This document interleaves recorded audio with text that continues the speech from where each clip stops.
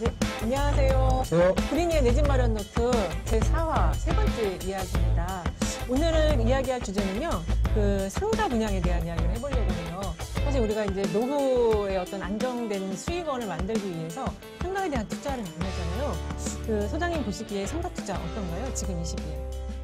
조물주에 보물주가 있다고 얘기를 하면서 네. 똑똑한 상가 하나 가지고 있으면 보자 부럽지 않다 이런 네. 인식이 있었습니다. 근데 이제 상가 그 뒤로 상가를 너무 많이 지었어요. 너무 많이 짓고 뭐 지금 이제 코로나 상황에서 자영업이 어렵거든요. 네. 그러다 보니까는 지금 상가 이제 임대에 투자하는 게 많이 신중해야 되고 네. 잘 골라야 된다고 생각하고 있습니다. 아. 예전 같지가 않은 거죠. 그쵸. 네. 예전 같지 않은 상황인 거죠. 네. 그 한간에 들리는 말, 이렇게 저도 귀동냥을 해보면은 그 신도시에 만들어지는 상가는 들어가지 말라고 이런 얘기가 있더라고요. 네. 실제 그런 얘기가 왜 돌아다니는 걸까요? 일단 상가가 신도시라도 싸지가 않거든요. 네. 네. 굉장히 마케팅 비용이다, 토지 매입비다 해서 원가가 많이 들어가는지 모르겠지만 분양가가 서울이 아니더라도 네. 서울 이상으로 비싸요. 아, 네. 네, 비싸고 상가는 사람들이 고객들이 찾아와서 팔아줘야 되잖아요. 그렇죠. 근데 장사가 잘 안 됩니다. 임차인 입장에서. 요즘 배달도 많이 시켜 먹고 그렇죠. 하니까는 네. 직접 그 상가 안으로 들어와서 예전처럼 시내 중심으로 생각하시면 안 돼요. 주민들은 많이 살고 있지만 네. 실제 길에 걸어 다니는 사람 별로 없어요. 아, 예. 필요하면 다 전화로 주문하고 네. 그렇기 때문에 그 상가가 영업이 뭐 아주 맛집으로 소문이 나거나 하지 않는 이상은 임대료도 비싸거든. 상가 분양가가 비싸기 때문에. 맞아요. 그러니까 장사가 잘 안 되니까 문을 닫고 바뀌고 하면서 결국은 궁극적으로는 그 상가를 분양받은 임대인이 네. 공시로 남을 가능성이 큽니다. 그러면 이제 네. 60억 이상 주고 샀는데 네. 반은 은행 대출입니다. 상가도요?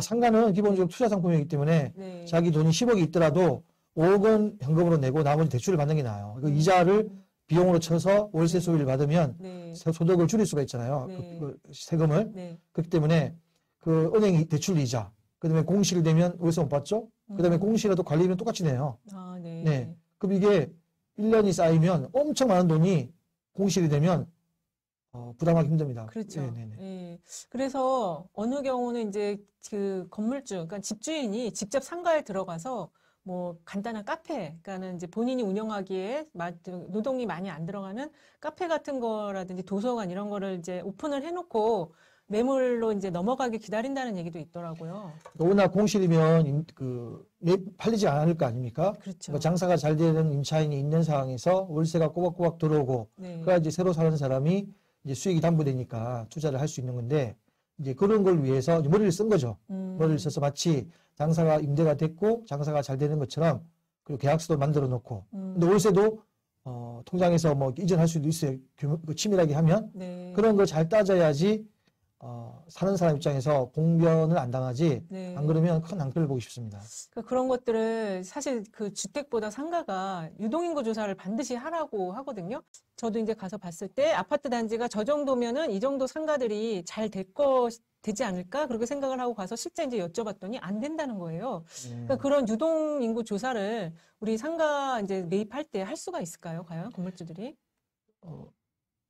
이게 카드사 이런 데 있지 않습니까? 네네. 카드사 같은 데서 네. 이제 그 주변에 네. 유사 업종에 연령층에 누가 성별이 누가 카드를 얼마큼 걷는지에 대해서 네. 데이터를 가공해서 팔아요. 아, 그거 팔 수가 네. 있습니다. 아, 그건 살 수 예, 있나요? 개인정보가 아니지 않습니까? 네네. 그러니까 카드가 굉장히 돌아다니는 그 매출에 대한 어떤 가장 확실한 정보잖아요. 네. 그래서 그와 유사한 지역에 맞춰서 이제 분석을 하는 거죠. 이 지역은 비슷한 인구 구성과 비슷한 단지 규모니까 네. 이 업종이 들어왔을 때 얼마 정도의 딴 데서 매출이 났기 때문에 매출을 추정할 수 있다. 네. 이런 걸 가지고 이제 상가 분양하시는 분이나 또는 이제 상가를 이렇게 컨설팅 하시는 분들은 그런 근거 자료를 가지고 얘기를 하는데 네. 그렇다 하더라도 비교 대상인 거지 그 지역은 아니지 않습니까? 그렇죠. 예측만 하는 거죠. 근데 그것도 사실은 많은 이제 상가 분양을 받으실 때 안 하시는 것 같아요. 그냥 그 마케터들, 네. 그래서 분양하시는 분이나 또 뭐 부동산을 통해서, 얘기만 듣고, 네. 이게 뭐 인력도 아니고, 이게 우리도 보면 주변에서 상가가 예전엔 참 좋았는데, 네. 지금은 굉장히 오히려, 고치대로 됐어요. 그래서 팔아달라고 해도 살 사람도 없고, 야, 심각하네요. 심각합니다. 네, 정말 심각합니다. 지난번에 어느 도시라고는 말씀 안 드리겠는데, 거기도 이제 현장 조사를 나갔었는데, 그 1층이 다 비어 있는 거예요. 그래서 저게 언제 찰 수 있을까 걱정이 엄청 됐거든요. 그 보는 것만으로도 너무 막 안타깝더라고요. 그 임대인들이 이제 덧붙여 말씀드리면 임대인이 네. 상가를 분양받은 임대인들이 네. 옛날 생각은 버려야 돼요. 왜냐하면 네. 본인이 분양받은 금액은 있지 않습니까? 네. 그 본인이 꿈꾸던 수익률은 있어요. 네네. 그거는 기다려도 오지 않습니다. 아, 그러면 안 온다. 네, 그러면 어떻게 되냐? 네. 관리비 나가지 않습니까? 그럼 그쵸. 현명하게 생각을 해서 네. 거기를 이제 임차인들이 월세가 부담스러울 거란 그렇죠. 말이에요. 네. 근데 괜찮은 임차인들을 만나서 거기서 공동 사업을 해야 돼요. 수수료 매장이라는 건데 네. 백화점 방식이 수수료 매장이거든요. 아, 쉽게 네. 말하면 백화점의 매출에 따라서 네. 그 월세가 기본 임대료는 있지만 네. 이렇게 그 서로 이제 나눠 갖는 구조예요.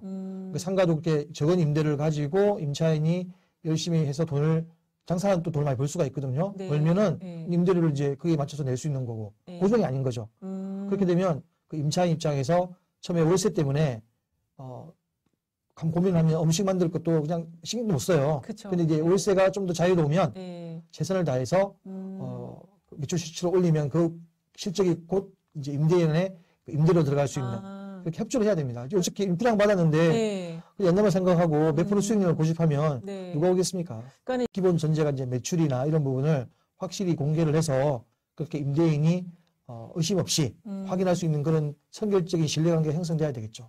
프리미엄이 형성되나요? 그 상가에 자기 이름으로 임차를 하진 않아요. 아, 임대인은 네. 실제적으로 이제 가족이나 누구 사람으로 네. 사업자를 내서 임대차 계약서를 쓸 거 아닙니까? 네. 처음에 질문하신 내용이 네. 실제로 가장 네. 소위 말하면 가짜로 네. 계약서를 써서 마치 여기가 공실이 아니고 임대가 된 것처럼 그 모양을 갖춘 다음에 넘기는 거거든요. 아, 네. 네, 네. 그런 의미를 말씀하신 것 같은데 그럴 그러면 경우에 프리미엄이 형성돼요. 그 가게가 실제로 잘 되고 네. 매출이 좋고 네. 그 가게를 누가 임차인으로 인수해서 네. 그 운영한다면 당연히 피가 형성되는데 네. 그게 아니고 그 가게 자체를 넘기는 거 있지 않습니까? 네. 상가 자체를 넘기는 네. 그 가게를 파는 거잖아요. 네. 그럴 경우에는 그 분양받은 가격에서 임차가 잘 되어 있기 때문에 네. 월세가 잘 들어온다는 게 그 상가의 강점이지 않습니까? 그렇죠. 그러면 당연히 프리미엄이 형성될 수 있죠. 아, 그러니까 저게 분양받을 때 프리미엄 형성되는 게 있을 거고, 그렇죠. 그다음에 이제 실제 영업 활동을 하면서 잘 될 경우에 또 형성되는 프리미엄 두 가지가 있을 수 있겠네요. 그렇죠. 상가를 매매하면 네. 그 사람이 매도인이 맨 처음 산 가격보다 당연히 상가 값은 올라가요. 땅값이 올라가지 않습니까? 그렇죠. 네. 주변에 이제 뭘 해도 상권이 형성되면 네. 그 시간 동안 그 대가로 네. 그 산 분양 가격보다 당연히 가격이 높게 형성되죠. 오늘 이 시간에는 그 이제 노후에 상가 하나 갖고 월세 받는 게 꿈인 많은 그 중산층, 중상층보다 조금 더 아래일 수도 있는 그런 많은 서민분들이 안전한 상가 분양을 받기 위해서 꼭 챙겨야 될 게 뭔지를 좀 이야기하는 과정에 나눠봤는데요. 뭐 마무리 요약해서 정리해 주신다면은 그 자, 안전한 상가 분양 받기. 분양을 받으려면 네. 이게 임대가 결정되지 않는 거 받으면 좀 그럴 것 같아요. 네. 그러니까 이 분양 노점은 이제 분양하시는 분들이 선임대를 합니다. 아, 선임대요. 예, 선임대를 네. 하고 네. 그다음에 수익률을 또 보장을 해줘요. 네. 그러니까 3년이다. 그리고 수익률이 대출하지 않았을 때, 네. 뭐 5%다, 4%다. 그리고 음. 기간 보장해주고 그렇게 된 상태에서 그 시행사가 분양한 주체가 시행사거든요. 네네. 시행사가 계약서에 명기를 해요. 아. 법적 책임을 지겠다는 거죠. 아, 네. 그러면 3년 동안 안정되는 거예요. 네. 3년이 되면 어느 정도 상권이 형성돼서 그냥 그 공실 걱정 안 하고 공실이 생길 수가 없죠. 그렇죠. 책임을 지니까. 네, 네. 그리고 분양은 그렇고 매매를 할 경우에는 말씀하신 것처럼 임차인이 그 진짜 임차인이 있어야 되죠. 네. 그러니까 막 임대인이 억지로 만든 임차인이 아니라 네, 진짜 그런 건 잘하면 임차인이 안 들어와서 네, 네. 제대로 그 월세를 내고 네. 그다음에 또 그 밀리지 않고 또 앞으로도 계속 거기에 그래서 영업을 할 수 있는지에 대해서 네. 조사와 노력을 해야지 이제 내가 처음에 샀을 때 상가는 수익 상품 아닙니까? 그렇죠. 월세를 받기 위해서 사는 건데 네. 계획에 마치 그렇지 않고 그냥 편하게 주변에 말만 듣고 샀다가는 모든 위험을 본인이 감수하는 거죠. 야, 그 말이 진짜 무섭네요. 모든 위험을 내가 감수해야 된다. 네. 그 말이 되게 무서운데 어쨌든 지금 말씀하신 걸 요약해 보면은 일단 계약서 상에 그 분양사가 상가의 그 수익률을 보장해주는 그 문항이 있는지를 꼭 보고 사셔야 되겠네요. 그렇죠. 네. 그리고 두 번째는 저희가 이야기 나눈 것 중에서는 일단은 그 신중을 해야 된다. 일단 기본적으로 상가는 신중을 해야 되고 유동인구 조사라든지 여러 가지 많이 자금이 들어가는 부분이니까 다각도의 분양사들의 말만 믿지 말고 본인이 직접 여러 가지 현장 상황을 보시고 그리고 분양을 받는 게 안전하다 이렇게 말씀을 해주시는 것 같습니다. 오늘 말씀해 주셔서 감사합니다. 감사합니다. 네.